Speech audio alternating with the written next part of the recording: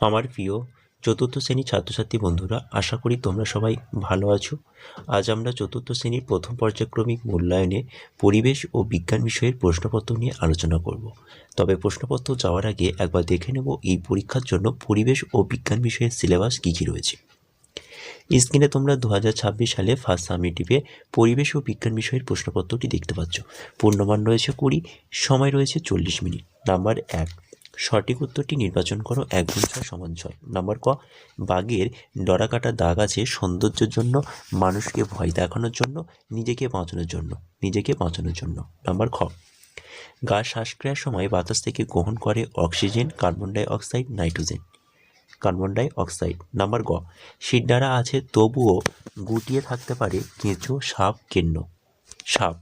Number ঘ, ভিজে কাপড় শীতকালে বর্ষাকালে সহজে শুকাতে চায় না বর্ষাকালে। নাম্বার উঙা, ন্যাদোস একটি গাছের নাম, মাছের নাম, ফুলের নাম, মাছের নাম।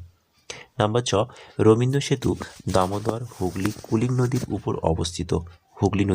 অবস্থিত। নাম্বার 2, শূন্যস্থান পূরণ করো। 1 গুণ 5 সমান 5। নাম্বার ক, জলদাপাড়া জঙ্গলের মধ্যে দিয়ে বয়ে গেছে ড্যাশ নদী, হলং নদী। নাম্বার খ, হাওড়া ও ড্যাশের মধ্যে যোগাযোগ করে দিয়েছে রবীন্দ্র সেতু, কলকাতা। নাম্বার গ, ড্যাশ ভারত মহাসাগর বুকে অবস্থিত ছোট একটি দ্বীপ, মরিশাস ভারত মহাসাগর বুকে অবস্থিত ছোট্ট একটি দ্বীপ। নাম্বার ঘ, জল তাপ পেলে ড্যাশ তৈরি হয়, বাষ্প তৈরি হয়। নাম্বার উঙা, গায়ে কাঁটা আছে এমন একটি প্রাণী হলো ড্যাশ, সজারু। নাম্বার 3, নিচের প্রশ্নগুলির উত্তর দাও। 1 গুণ 5 সমান 5। নাম্বার ক, জল ছাড়া থাকতে পারে না এমন একটি পাখির নাম লেখো, হাঁস। নাম্বার খ, বস্তু যা দিয়ে তৈরি তাকে কি বলে, পদার্থ। নাম্বার গ, আমাদের মুখে কত ধরনের দাঁত থাকে, 4 ধরনের।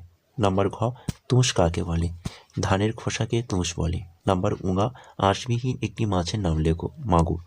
নাম্বার 4, নিচের ছবিটি বিভিন্ন অংশ চিহ্নিত করো। তো দেখে নাও, করে দিয়েছি।